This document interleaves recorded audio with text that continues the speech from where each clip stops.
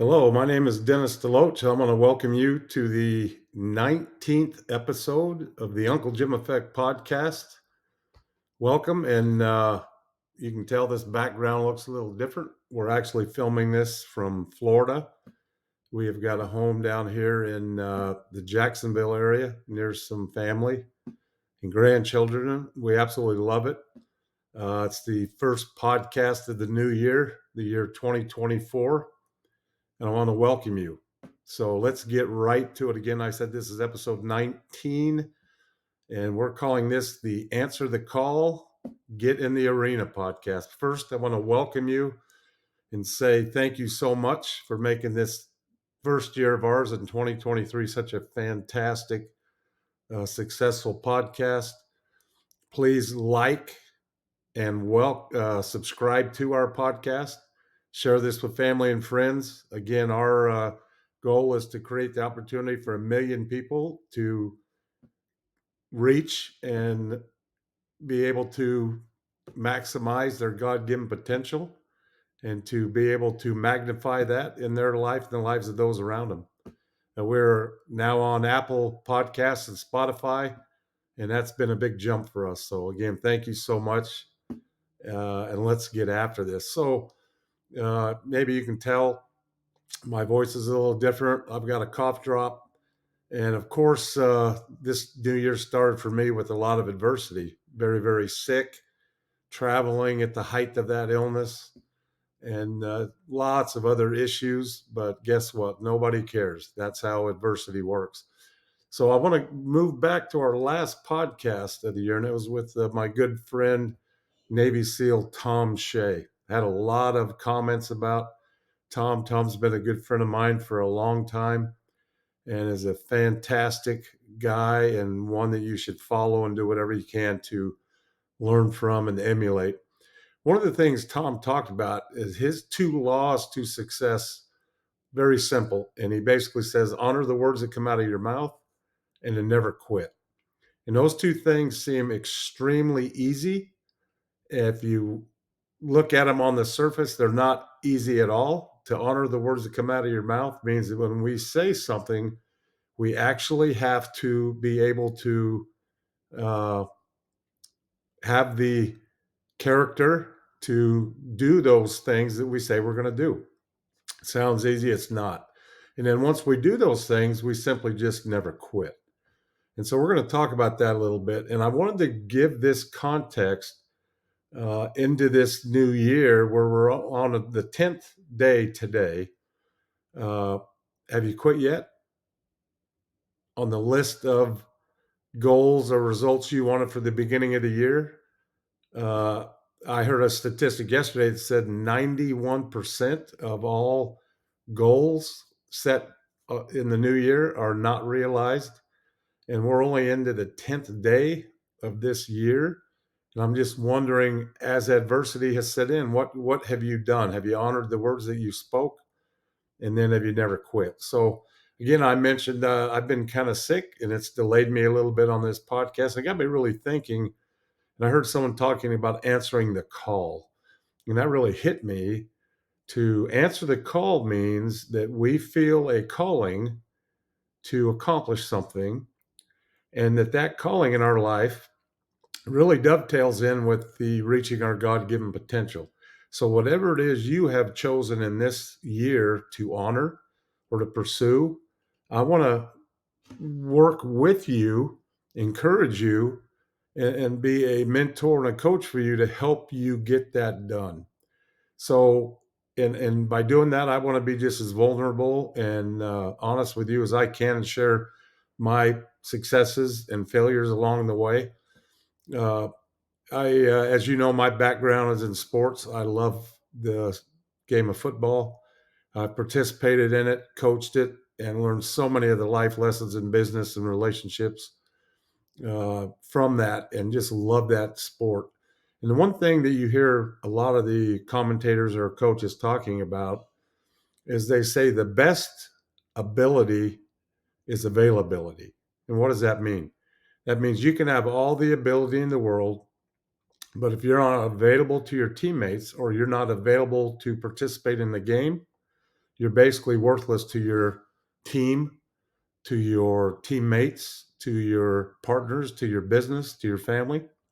So the main thing we need to worry about is what is our availability. And by that, I mean, what have we done to become available this year for our goals? It's only the 10th day of the year.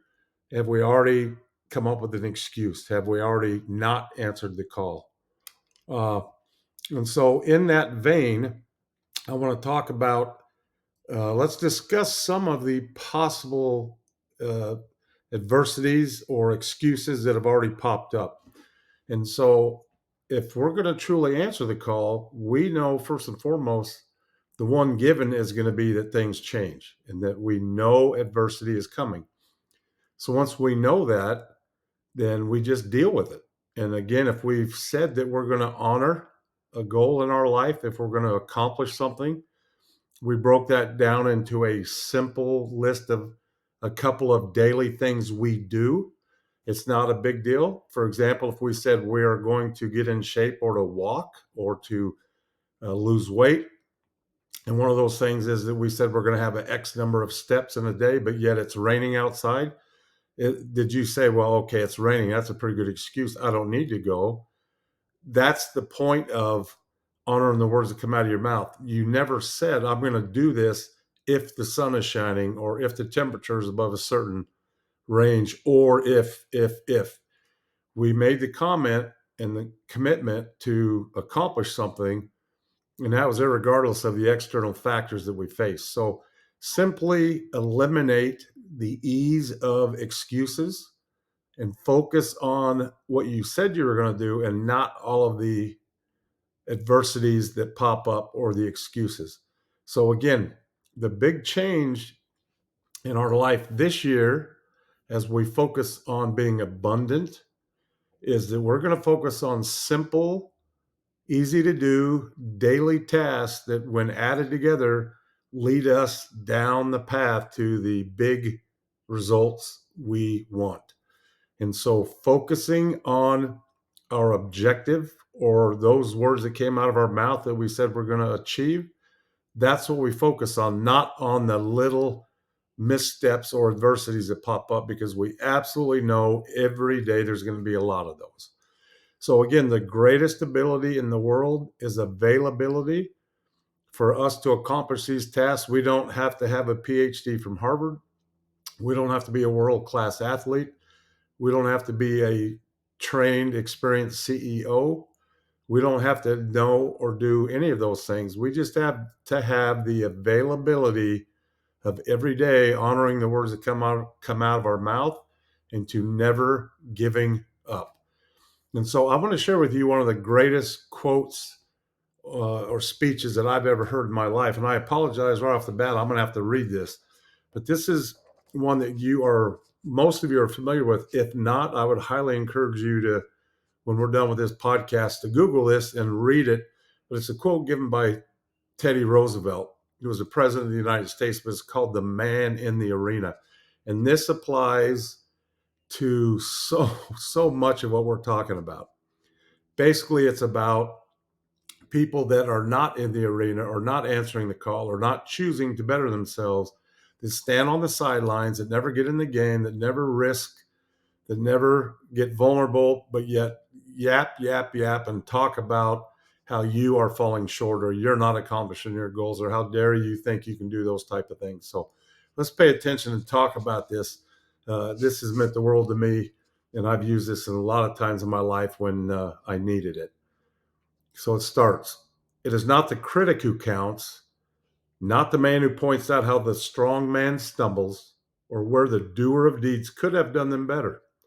The credit belongs to the man who is actually in the arena, whose face is marred by dust and sweat and blood, who strives valiantly, who errs, who comes short again and again, because there is no effort without error and shortcoming, but who does actually strive to do the deeds, who knows greatly enthusiasms, the great devotions, who spends himself in a worthy cause, who at the best knows in the end the triumph of high achievement, and who, at the worst, if he fails, at least fails while daring greatly, so that his place shall never be with those cold and timid souls who neither know victory nor defeat.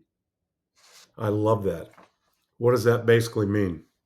It basically says you are such a great man or woman if you get in the arena, if you answer the call, and you might get in the game of business or getting in shape or uh, getting mental health or chasing the goal of financial dreams or being debt free or anything you can fill in the blank with.